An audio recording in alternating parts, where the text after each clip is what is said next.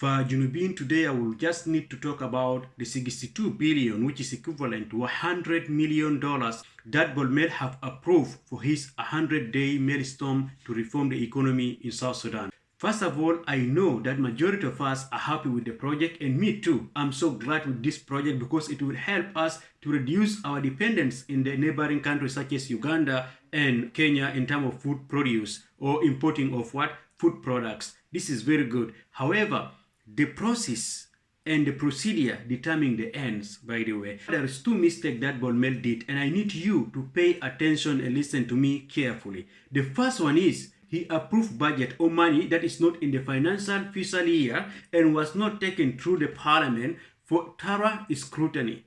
That's the biggest mistake that Bol Mel did in this project. And with that, I would say likely the project is going to to fail. I know it will be hard to understand if I did not explain how a project should be approved in South Sudan. It is clear that a ministry or head of department, including even MP, can come with a project in South Sudan. However, if that project is part of the financial fiscal year, then it is okay. If it is not, then the project needs to go through the parliament for thorough scrutiny, especially if the project needs millions of dollars, like in the case of this project that we are talking about, okay? And in this case, the project of Bol Mel did not go through the parliament or did not follow the right procedure. And that means the project is not likely to succeed. It could just be like the Dura saga, that we lost about billions of dollars and we didn't benefit from the Dura and we didn't benefit from the money.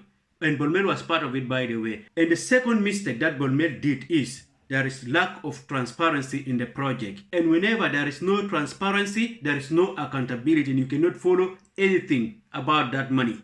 Now, there is three areas that Bol Mel did not take serious in this project, and we South Sudanese did not understand about. And the first thing that is not clear is this: how are we going to divide this 100 million to the 10 states, including the administrative areas, and who will be responsible in that particular place or area or state? In this case, the project is not clear. Suppose if the project would have said that 10 million will be given to each of the states, then it will be good. But in this case, it is not clear. And who will be responsible? Is it the Ministry of Agriculture or they will form a new body? It is not clear. In this case, we'll fail to account for the money. That means the money will just vanish like what happened with Dura Saga. And also there is no clear transparency on what particular type of crop that a given state will be able to produce and how can it be sustainable, by the way.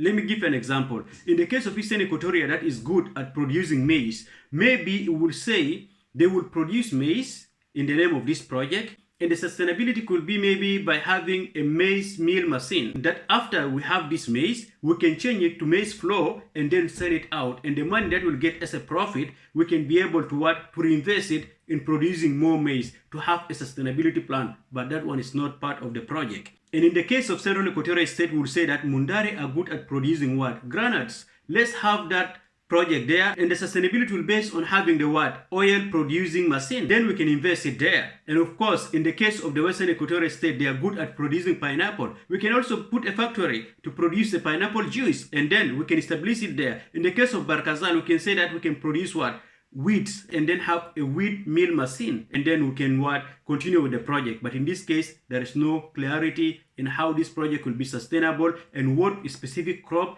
a given state will be able to produce. And in this case, we cannot be able to follow it and we cannot benefit from such a project. And lastly, the project is actually not clear on how many people will be employed per state. Let's say, for example, 1,000 people will be employed per state. And with that, how many are a skilled individual and unskilled individual? This should be clear to every South Sudanese so that the youth will follow from there and go to the respective ministry or body to get the job and get things done, and also ask for accountability. With this regard, you can disagree with me or agree with me, but I will say that the way the project is taken cannot yield any fruit like the Dura saga that Bol Mel was part of it, and we lost a lot of money. If Bol Mel will adjust and make things clear, I believe it will be a fruitful project to every South Sudanese. And thank you.